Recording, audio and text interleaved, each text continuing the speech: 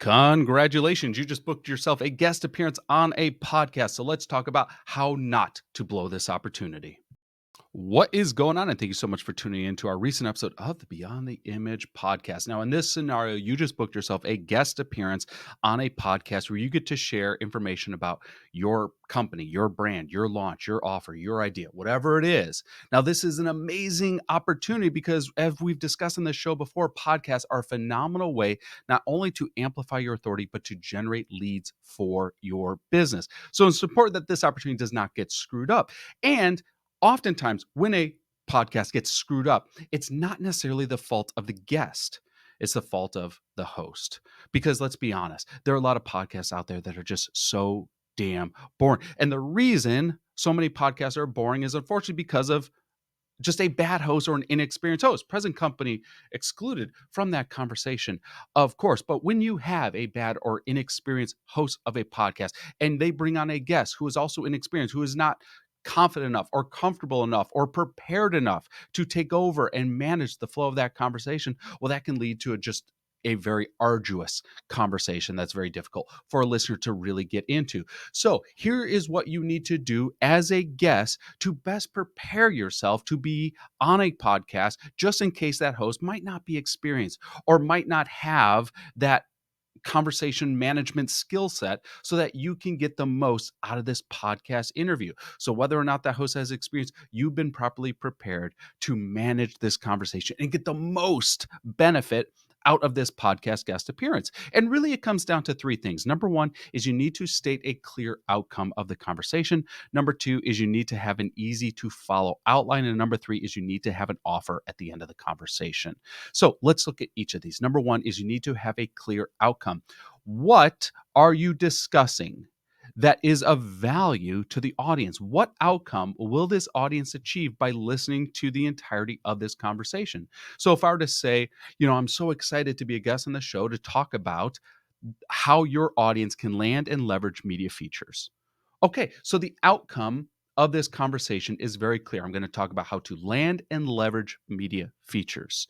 Or I could say, you know, this is such a great opportunity to talk about how to stand out on a very overcrowded social media platform. Once again, I've stated what is this specific outcome. Now, those two examples are educational based outcomes, but it can be education, it can be inspiration, it can be entertainment.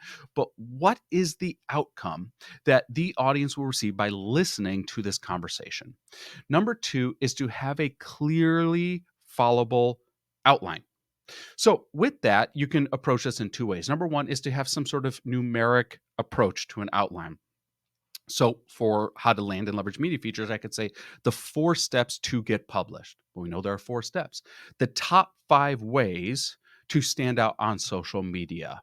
The 3 best methods to generate new income for your business. So, we are using a numeric rubric to set the pillars for the conversation. Or you can set up some sort of acronym, and you're using the acronym as a way to pillar out the different topics of the conversation. So oftentimes when I talk about my A.R.C system, A.R.C is an acronym. A.R.C, you build awareness, you reinforce that awareness with value, and that creates C, conversion opportunities. So you can build the pillars or the main topics of your conversation using either numbers or a form of an acronym. So that leads us into the third point, which is the offer. By the way, did you notice what I did right there? Outcome, outline, offer. Oh. Very easy to follow and understand. So the offer, you want to have some sort of incentivized offer or an invitation for that podcast audience to enter into your ecosystem.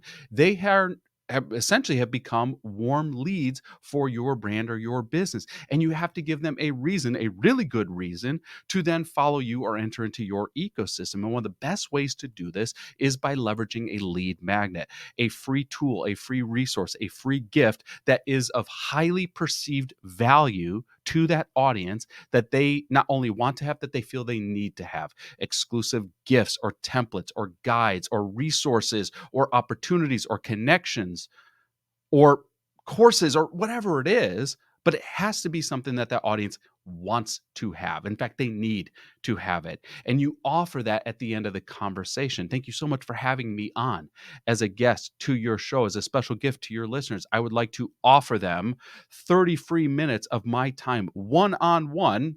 That would be a lot of time if it's a big show. Or I just wrote a new book and I want to send off free PDFs of my brand new book to every one of your audience members if they do this action. If they text me here, if they email me here, if they go to this URL to enter in their name and their email address, if they share this podcast to their stories and they tag me, noting the number one thing they learned. These are ways that you can get the audience to take action immediately so that they enter your ecosystem as a lead. So to recap, you want to clearly state what the outcome of this interview was going to be. Number two, what outline you have to guide this conversation through. And then number three, what is the offer? What is the invitation for that audience to then enter into your ecosystem as warm leads? This will help ensure that regardless of a podcast host experience, that you will have a podcast interview that generates leads for your brand and for your business. Thank you so much for tuning in. We'll talk to you in the next episode.